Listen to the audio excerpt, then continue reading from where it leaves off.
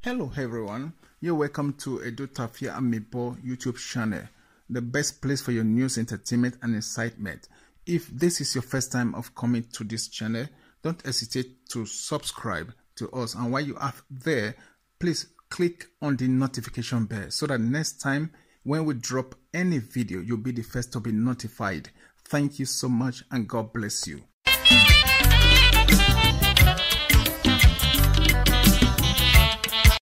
Hello my people, now well done.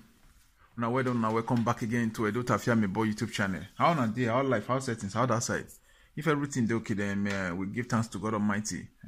Because now be Papa God, now be the first and the very beginning and the end, you know what I mean? So now be the Alpha and the Omega, now be the first and the the first and the all. That's one thing for sure, you know what I mean? So yeah, once again, yeah, welcome back to Edotafia Amiibo YouTube channel, you know what I mean? So today's video na really hot one, man. Na this guagua again. Hot this guagua. So if it come out, everybody knows a fey bright be. A fey bright on this guagua lolo anima jose. Hey, so me no green no, people no green no quick no or green no say a fey bright get lolo anu just a naked picture. A fey bright just describe how everything take be. It be one if we just show am. I'm not going to give a spoiler alert or make this get this video as spoiler alert in the beginning. So may I just leave and I'm just wait, I'm gonna watch him. See as he they describe Anua Jose, like he just looking for the describe him. You see, as I want to tell this thing. No, I'm not just talking. I'm gonna just watch him because it is explicit, you know. It is explicit. Now explicit word. That means in a vulgar word. You know? But what do they talk, to Anua Jose Lolo? You know, say somebody, then get your naked picture. Like, not be say just naked your picture. They get your vaginal picture. Plus all those, man, just put short word like your clit. And I don't want just do and finish, but you understand what everybody know what I mean. Your clit, they get them. That is a very close capture. Now be that one. This one not be say somebody did far place, then from far place just video you while they bath, then from far distance. No, they describe how your clit be. Meaning say na close capture. No mean say it be like what they organize. That is you participate in it. That's na very close capture. That is the camera near you as in snap them. That is you we are aware. But you know, say these people get your. I just ask you, don't be saying anything. If you don't say this kind of people get your, your close capture. As I see talk, I see they emphasize on that or something. Now plus stark naked. You be like when you open leg, somebody come inside, you tell them to me come inside, they make you snap them. It's how those people get this kind of naked picture of yours or what this kind of thing. Then they trauma to them.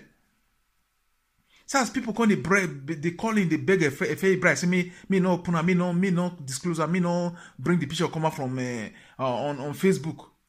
And like me no bring the picture come out on social media. You know, I'm perplexed, man. People they speak with say I'm perplexed. I'm shocked. I'm kind of a little bit confused right here. You know? So now right now, you know, if you can everybody don't know, say, okay, now very bright, get your very, very like bold naked picture. Like very intimate one, not be say far distance one. So people can watch you now, whether you feel can they talk to a very bright. Because if you're not letting they talk to them again from now on, maybe you forget before as you can't attack them or you not call a name for sure, but you say people, you see all of them say they be hungry presenters, and you can't forget saying they inside. You know, but from now on, people will watch your reaction towards the video and towards next time in future how you continue to react towards the very bright. Meaning say if you talk something you avoid and you not can't talk, you mean say that it really mean say yeah you were aware of the picture, say yeah the picture there with them. But how you take get the picture or that kind of important, very important picture? Like what I talk, this one I'm say somebody they bath, you go sneak, you go they snap them. No, this is not like what you participate in. The way you take the describer. You know, they describe your I don't know, me I just talk the ring where they between your leg. Not just your kpekus, but the waiting day inside the kpekus. Man, I'm just perplexed, man. This social media of a team, man. Where is it going to? Where is it going to? Man, we're not the judge here, but we just give some kind of illustrations, some kind of advice, some kind of what someone should have done, or what someone would have done, or what someone should do. Now what they give here. You know, I don't even want to really go explicit here. I'll just allow my people, my audience, when I just watch them. When I just watch them, because of the explicit nature of it, I just make an day on, I just make an on a still picture video. I made the video on still picture video. Wow. I'm just like, man, all these people. Saturday they disguagua you. In fact, if any of you still call inside, if any of you disguagua, man, my people, man, I just go. I know this because this thing I'm just shocked. I don't even analyze this thing self. Maybe what he did there. Because if any of you call into a face show, she just did disguagua. She just did disguagua Stainless for that side because Stainless still come out. This owes something. I know, so I not just analyze them well because waiting even cause waiting, and I'm not just talk about I just jump in like that because I'm shocked. This not like this new like you know what I mean. Everybody knows in the past a year or something like that. This young lady Stainless Amadi, she come out say okay, but how they about the election and everything money we then divide for them. Like say complication, can't the confusion or some person no can really dissatisfied on how they take share the money or how much they give them, whatever. So Stainless can't come out, she can't talk. Now means then from then onward now, as she come out, then Lolo can't come out, can't one had her own, she can't call all those presenters so we say then give money, you know what I mean? But don't be your basically give them more as in TikTok and yeah, now just relevant person out there, maybe person we just think of do good and everything, maybe rich person, she come out then share money to the families of the people. Like if Vienna, she say the money self, we say even come out her own family members even share the money for home. She not even touch them, but she was okay. Not saying our basically share the money. But however, Lolo come out, she said in fact I go bring her own Lolo's response after this video. You know, I mean, not be respond now. What initiated this video? So why they present? What initiated this hit of this FA? The video will be say Lolo make. I go bring and come out. Like I mean, this video don't work now. This is my intro don't work now. So me I just break them up, you know, because I tell myself say I got to reach some kind of limits. Okay, my people, more just join FA bright now. How she wants Saturday talk to Lolo. Okay, I just use talk to Lolo because I just want day nice. You know what I mean? I want day like moderate and I want day polite. You know, really, not really be talked to, not really.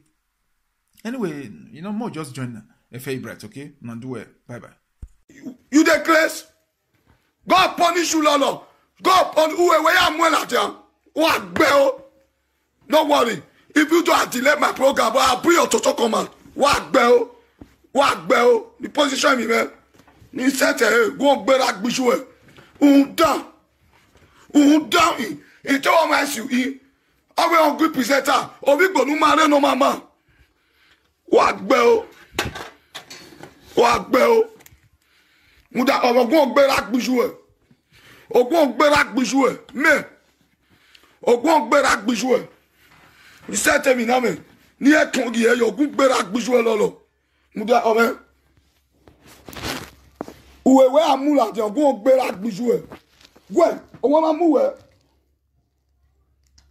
Ni ye see me ne.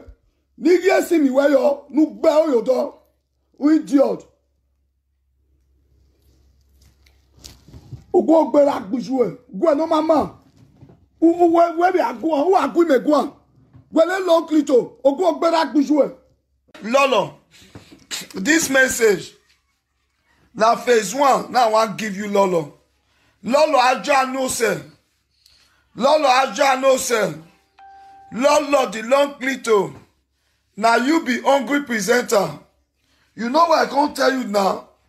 You cop me a big presenter say long hungry Lolo. If you don't take time this time for your mouth, you don't mind your speech. Who here do I go publish your wickedness? If you make me vex this time, who you they call on people? Go punish your papa with that stupid your boy where you get that stupid boy, that boy, that man where you born for idiot. Lolo, go to kill your papa, kill your ma. You dey crazy things that before. If you provoke me, I go bring your body come out. God punish you. Who you they call as a presenter? Where say presenter? God punish your father, your mother. Idiot. You dey crazy? Who you want provoke? You want provoke me? If you push me this time, I'll fool you. Nonsense.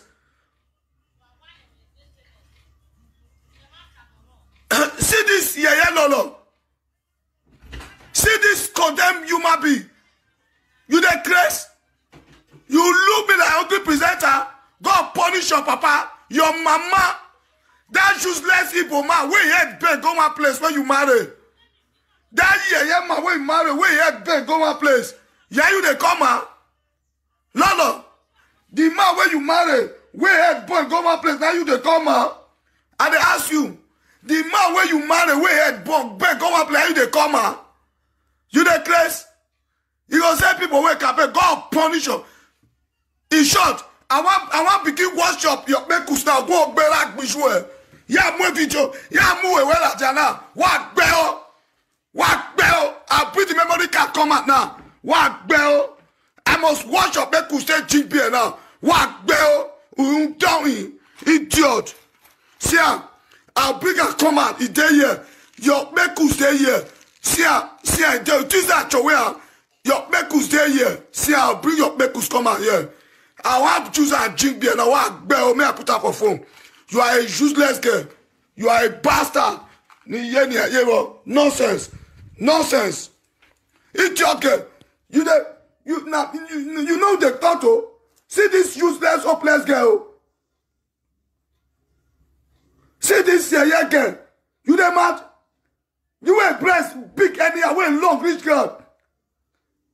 Breast when you're long, you know the shape. When you clitoris long anyhow, you the class. You the mad? Who they go good presenter? Wait for me. Then you picture you. Now your video you not take time. Put a comment now. Muda over. Sapena on why you have visual. Muda over. One muda over. This time I'm gonna present your own mekus come out today. Go on berak visual. Go on berak visual. Not that tell you. Oh yeah. Why you go? Go on berak visual. You shall leave here your wuga. Ni se mo na ni ase ti we ni aka yu yan. Ni we wuga me. Ni fi se your wuga me no gun berak visual. Ogun berak visual. E ra visual lolo. Ni se te we ma. Ni awa ye uwe we ni eyin aye yo ya. Ya anwe bi e na ogun berak visual. Wo le go manu e bi ko etuo. Abi ko no tuo. Ogun berak visual. Because they say they don't publish people naked. I publish your own. You demand. Now you can do me something.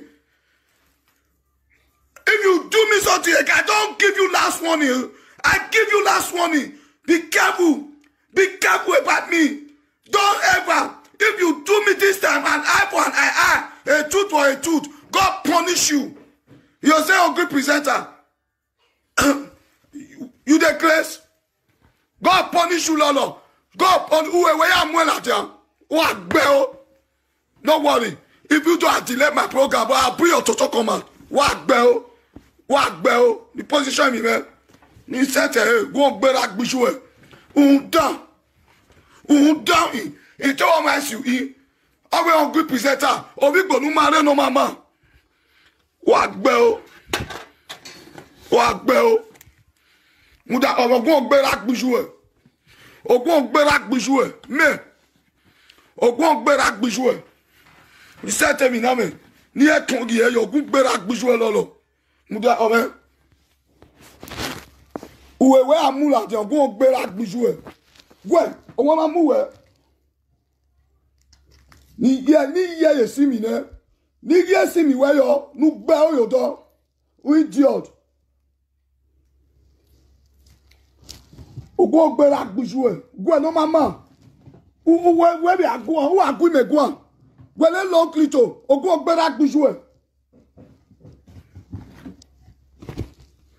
Content.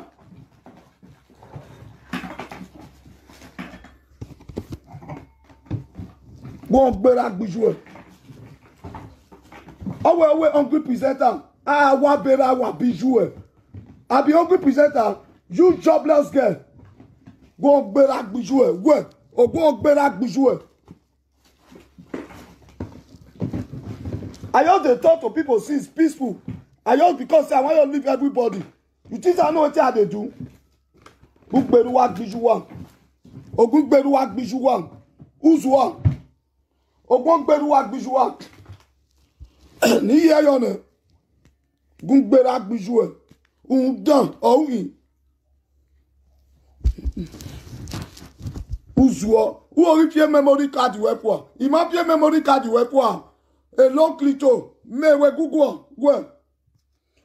You dey craze? Idiot. See this long clito.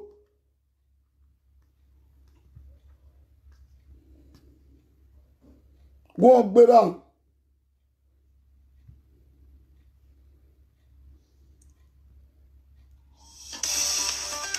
Who they call me? I want this phone. Hello, I they push him. Hello. Hello. Eh?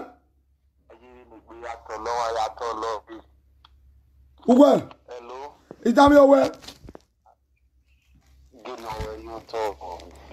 Èmi ló lọ tọ́wé ogún pìṣẹ́ tọgbọ́n gbẹ́dá gbìṣẹ́. Lao lórí ọwọ́ rí ó tọ̀.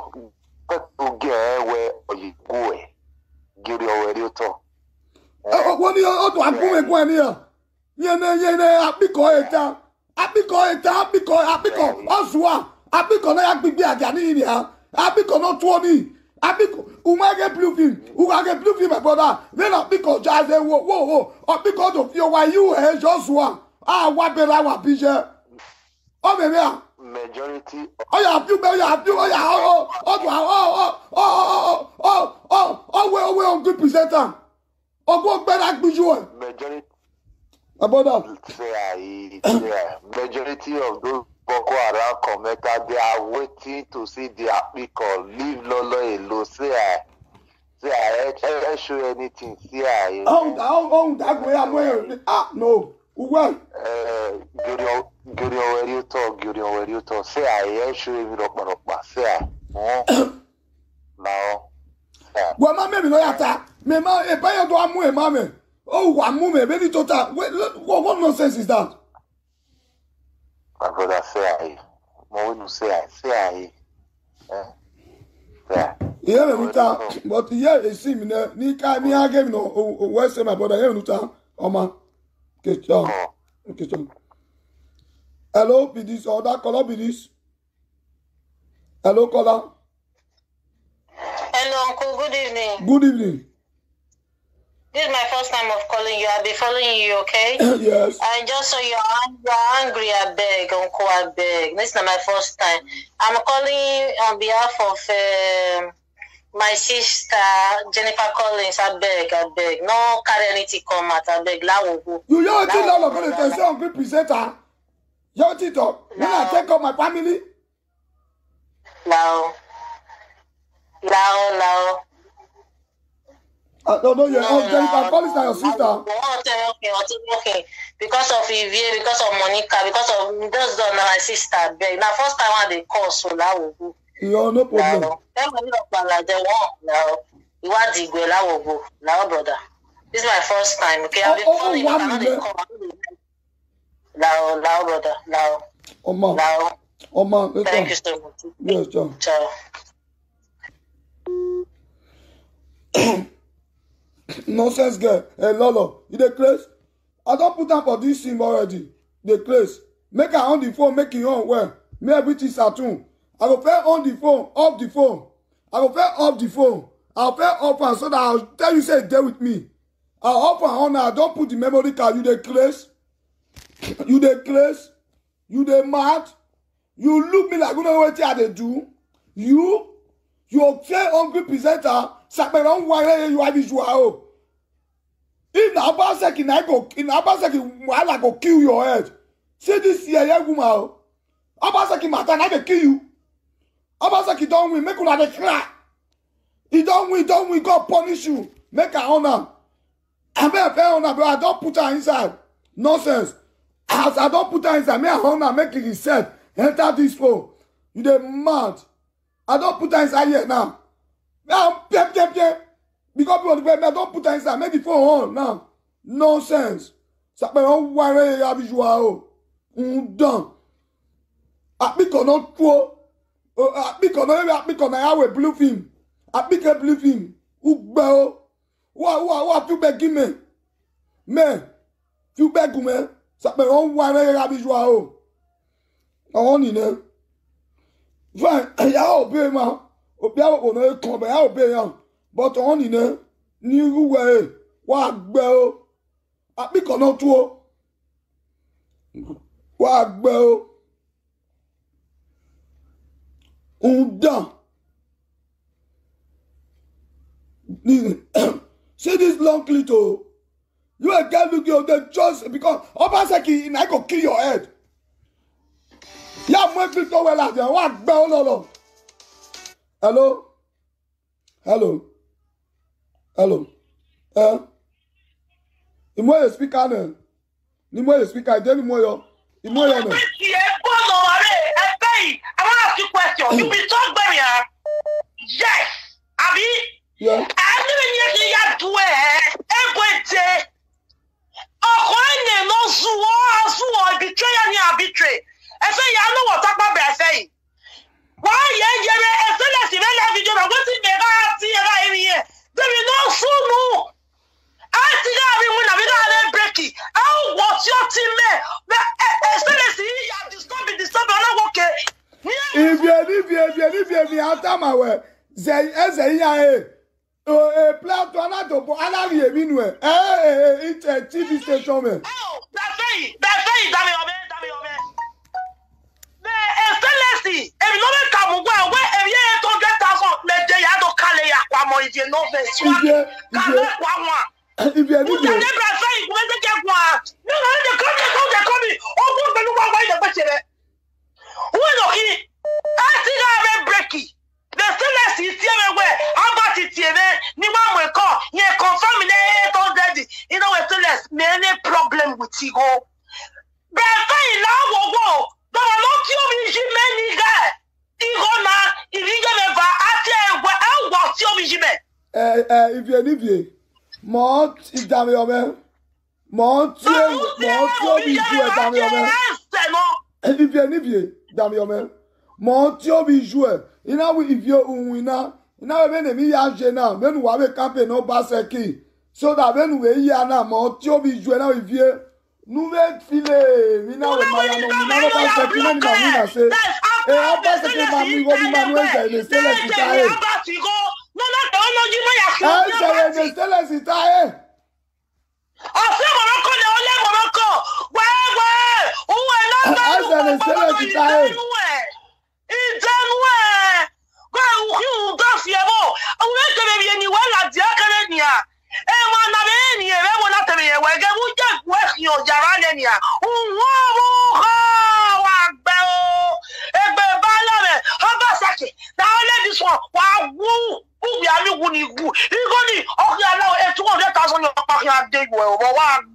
I work for the 200,000 and that 200,000. But I say now we're going to the world. 200,000 simo.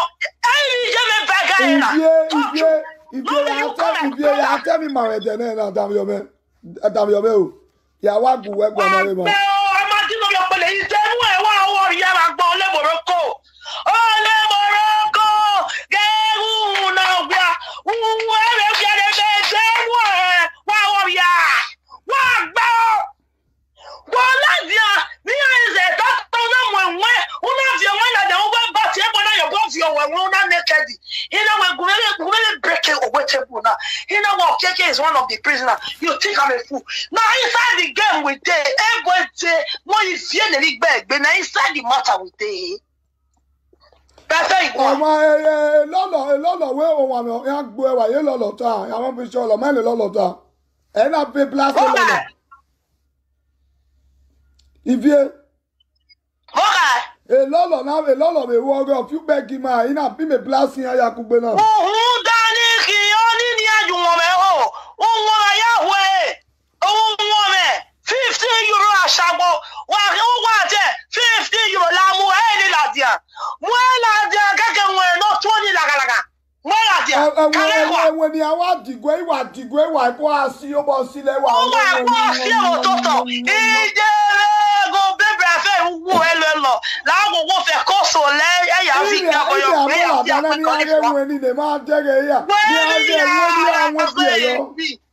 yeah, Bell, one bus of your talk me here.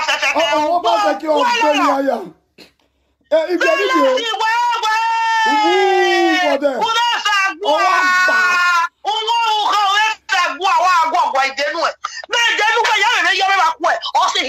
son. I dey call for you full time. Who went Bewa?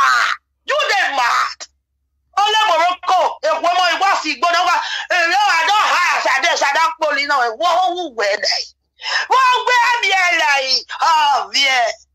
Now, woman, brother. I greet you. That's it. Even if I confirm it none from you, nothing in me. I shared that money because that money, 200,000, I shared it for my brothers. Yes.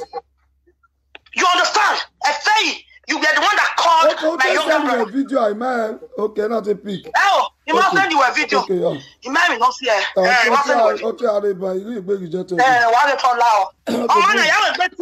I did for your program, but for now, I don't feel reply anybody to any bagger, to any Igbo smoker, because I'm very, I'm a working class lady. 200,000,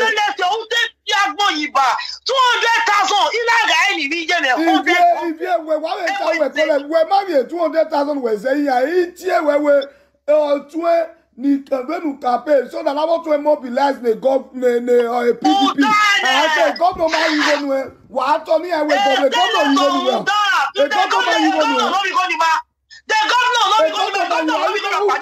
government you